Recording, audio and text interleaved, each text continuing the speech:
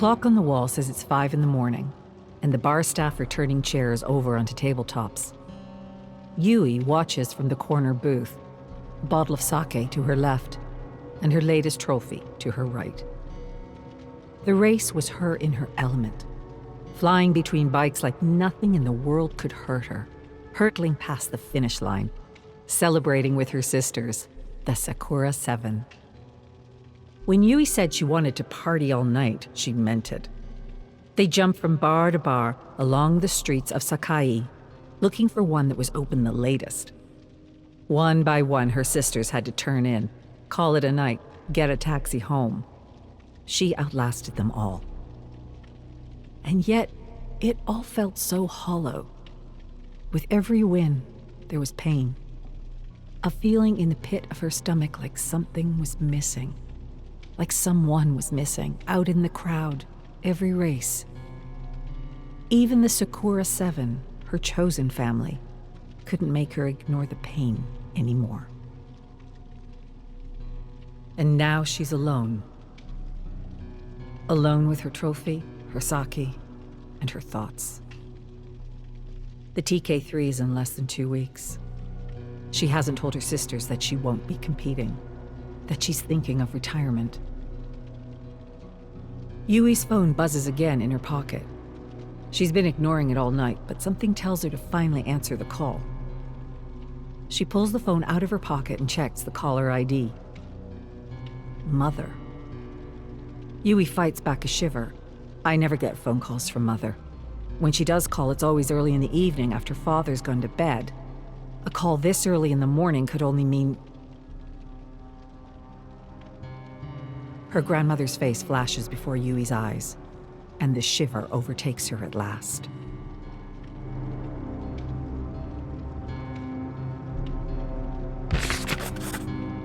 Yui holds up the Hachimaki and studies the autographs of everyone who's ever signed it.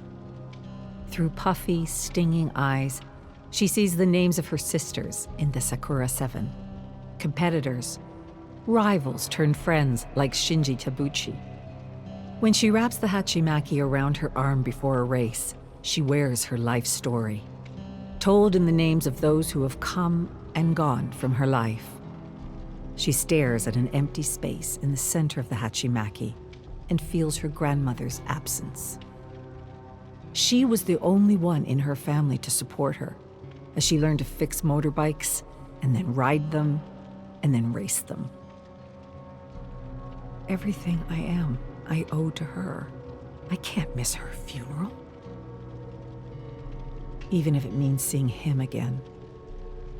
The man who was so offended by his daughter following her own path that he cut her out of his life, kicked her out of his house, left her to fend for herself.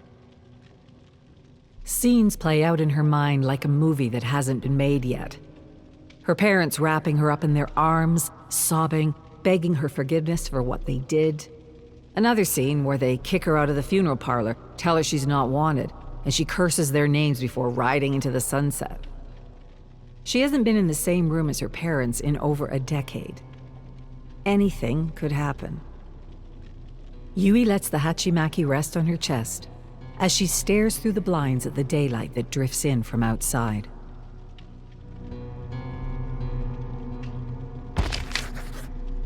The long road from Nagoya to Hida is made longer by the seemingly endless tunnels Yui must ride through. The walls close in around her, speeding by without any landmarks. Has she been riding for an hour, a week? It all feels the same down here. She coasts along a bend in the tunnel, and suddenly she can make out a pinpoint of light in the distance, getting bigger and bigger until the sunlight overwhelms her senses, and she has to fight the urge to shut her eyes. Yui relaxes the throttle, takes a deep breath. No more walls, just fresh air and forests that stretch out to eternity. A biker develops a double vision when they ride. Yui keeps her eyes fixed on the road ahead, but still she's able to take in the trees that flank either side of the highway. The forests outside Hida were always so beautiful, especially at this time of year, just before summer reaches its peak. It was through these forests that Yui would go on long walks with her grandmother. They would talk, they would laugh. Sometimes little Yui would cry, and her grandmother would hold her. Their walks would always end at the same spot, a cliffside clearing overlooking the valley below. There, they would sit on a pair of smooth boulders and watch the sun set over the valley. She always found peace in that spot, clarity. It was there that she realized how much motorcycles meant to her. She could use a little peace right now. Yui pulls over and drops the kickstand. The memories hit her like a freight train. She can see their special spot in her mind's eye, smell her grandmother's soap, taste the candies she'd sometimes get at the end of their walks, feel the setting sun on her face. Yui looks out at the forest. I can remember so much about that place, except for how to get there.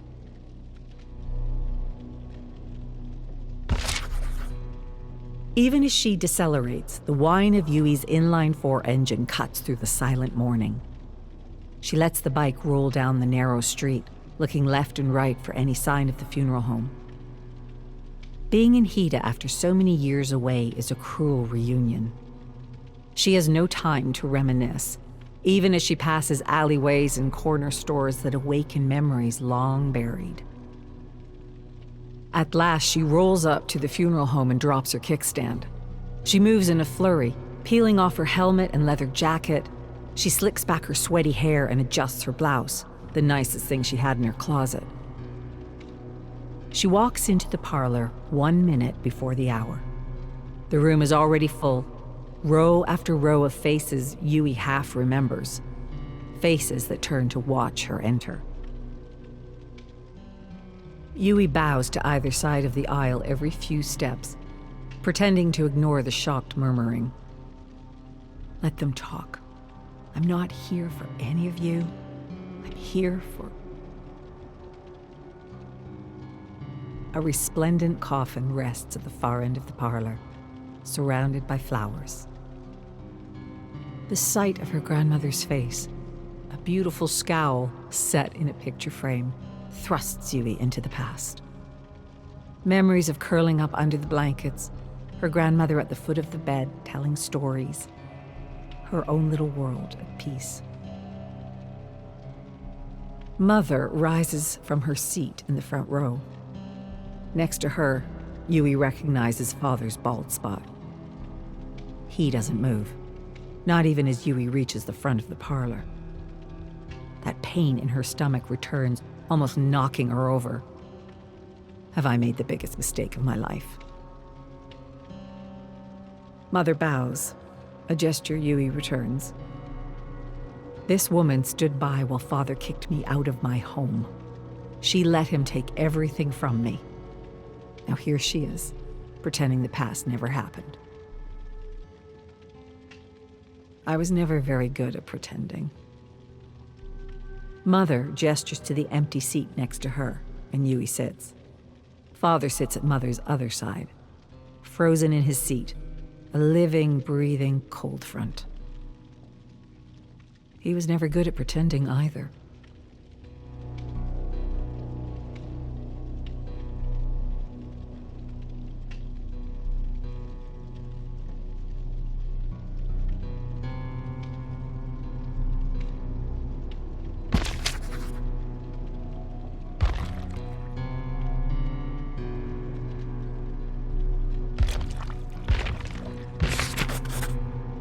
The wake passes in a blur without Yui noticing.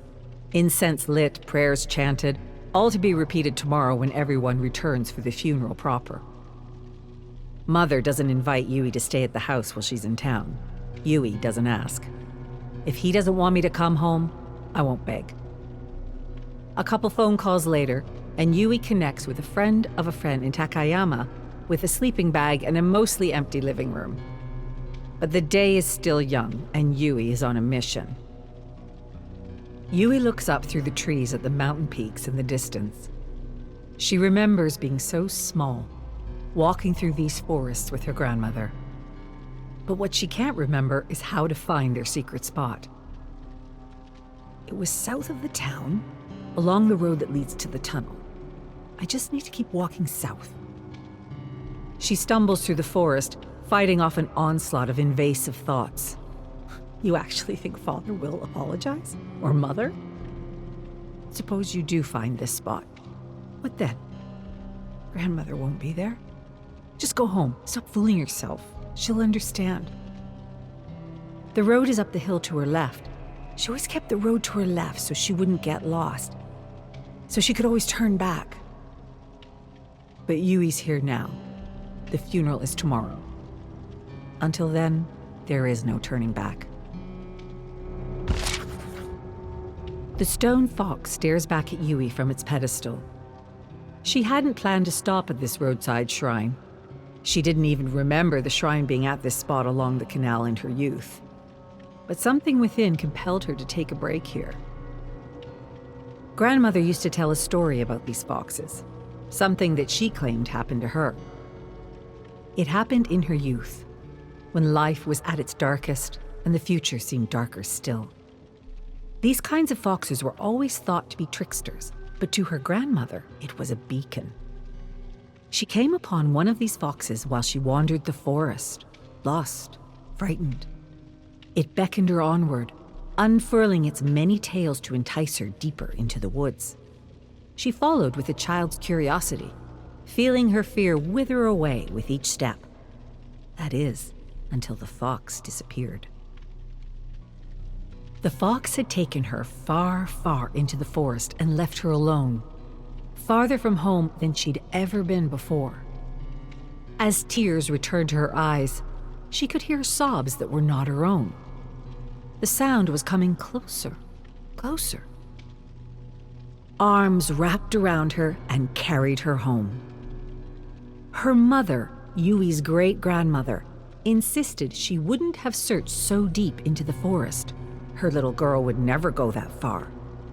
But something was guiding her, telling her to keep going. Yui heard the story so many times as a kid she'd have to hide her exasperation. But her father, who must have heard the story more than anyone could count, never seemed to tire of it.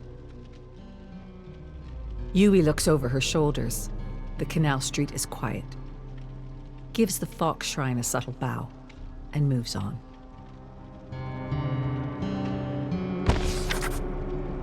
The cemetery is built on a hill outside of town. Yui walks the spiraling path, her eyes scanning the monuments along the way. Her grandfather is buried at the top of the hill. Grandmother will return to his side once again. Final respects are paid at the polished tombstone at the top of the hill. Yui watches his father place his incense, lingering for a moment before returning to Mother's side. Yui runs through the plan over and over again. The service will end. She'll say goodbye to her parents, give them one last chance to say something, anything, about the past. If there are other people around, it might put them on the spot. One last chance. We'll see what happens after that. The service comes to an end, and the crowd starts to thin. Yui puts a hand on her grandmother's stone. I need all the strength I can get right now. Her parents linger nearby. Yui lets her feet take her to them. Well, I'll be on my way. Yui bows. Mother bows back, wishes her daughter a safe trip home. Father walks away, and with him goes Yui's hopes. And that's how the movie ends. Not with a dramatic showdown or a tearful reconciliation or a catharsis that brings closure. It simply ends as it began. Mother watches as Yui descends the hill. Don't look back. I've said my goodbyes. It's time to go home. Her things are packed in the seat of her bike. There's nothing left for her here. Yui rubs her eyes. There are no tears. I've cried enough over them. She gets on her bike. My racing days are over. My days of mourning the family I could have had are over. All that's left is the road in front of me. And all I can do is ride.